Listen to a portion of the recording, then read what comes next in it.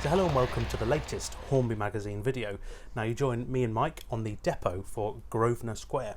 Now we have a rather special lineup today. We've got 5 W1s, I believe. Yeah. So Mike, why are these special? Well, the W1 was a unique locomotive. There was only ever one of it that was built by the LNER in 1929. It started out as a locomotive with a high pressure boiler, so it was built with a marine application boiler to test the possibility of using that on a railway locomotive.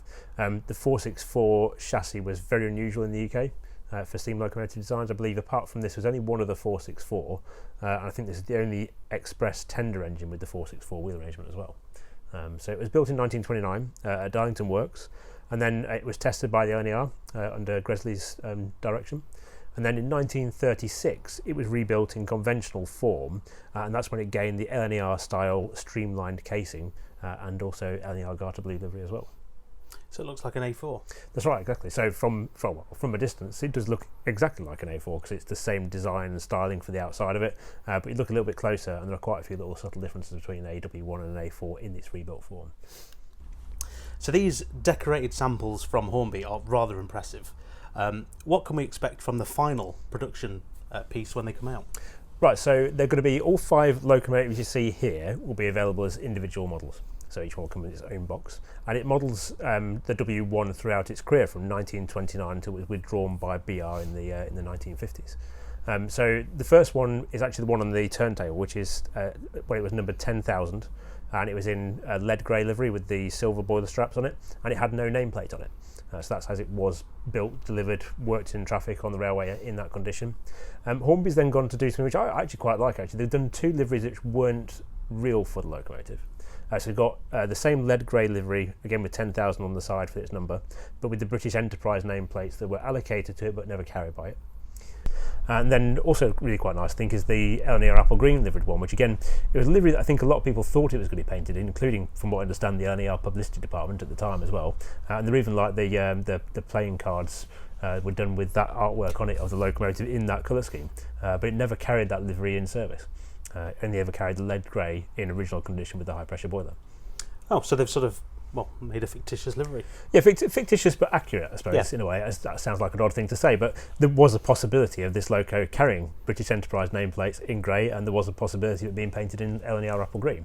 I've seen this done before in the continent with locomotives where different liveries that were proposed have been put onto a model but they were never carried by the real thing. They've always sold really well, so I think that's really exciting. So I can say either way they're all absolutely stunning, especially the liveries, but they are livery samples, so will there be any changes between these versions and the final product? It's quite possible there will be some revisions. I mean, any sample of a model before it goes in production has always got potential for revisions, and Hornby will have been scrutinising these very carefully to make sure that the factory has decorated them as they want them to be and to match their artwork.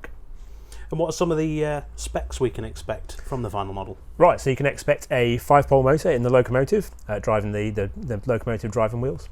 It's got Hornby's standard kind of tender setup with an 8-pin decoder socket and space for a 28mm round speaker as well. And it's also got turn metal wheels throughout, it's got sprung buffers, it's got a fully detailed cab interior too. You'll find separate metal handrails too, so it's a really nice high quality production from Hornby. So I was going to say, they're rather large.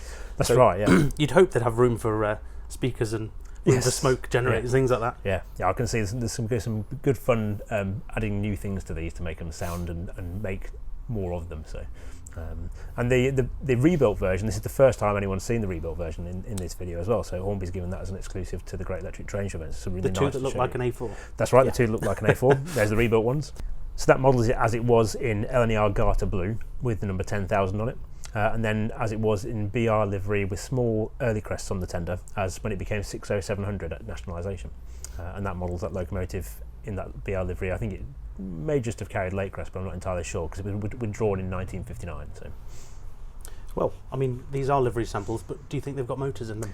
I've already checked. You've already checked? Yes, they've definitely got motors in them, and they're definitely going across onto Topley Dale. Shall we go and have a go on Topley Dale? Yeah, let's go. Right.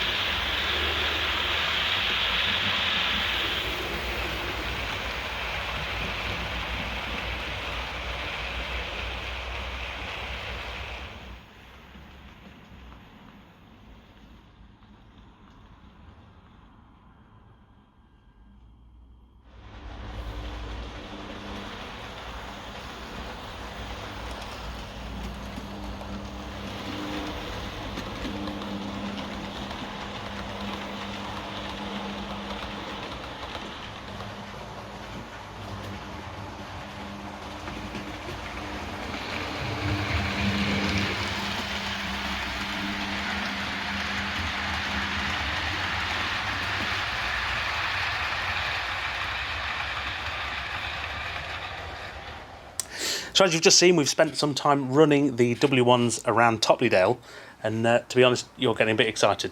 I am, yeah. I can't wait for these to actually be available to buy and add to my own collection. So, are we right in thinking this is the product of the year for out of the 2020 Hornby catalogue for you? Oh, it's definitely one of the top products of the year out of the Hornby catalogue. Yeah, it's one I've been looking forward to for a really long time and hoping that Hornby would make. So it was really high on my wish list. Well, proof's in the pudding. How many have you pre-ordered? 5. One of each, obviously. Because, I can't live without them all. So, well, that's always a good time when. The W1's it's a fabulous, different locomotive. I know that in some ways, perhaps the A4 streamline casing makes it a bit more like the A4s, but it's still the W1. It's still something different, and there's still a lot of distinctive elements about that loco as well. So, something I've hankered after having in my collection for a long time. But we're nearly there. Yeah. And if they look anything like the livery samples, it's going to be fantastic. They really are. I mean, they do look superb. I mean, there's some brilliant printed detail on these, and the paint's really good on them as well. All the boiler banding on and stuff as well. I think Hornby's done a really good job of creating that lead grey effect colour as well for these, so for 10,000 as it was in its original condition. So you can see more on the W1 in the latest issue of Hornby magazine. That's issue 161, November 2020 issue. And also here on Key Model World, we've got more pictures of them, both on the layout here and also on our depot diorama as part of the Great Electric Train Show virtual exhibition. So we hope you enjoyed this latest video from myself and Richard, and we'll see you on the next one.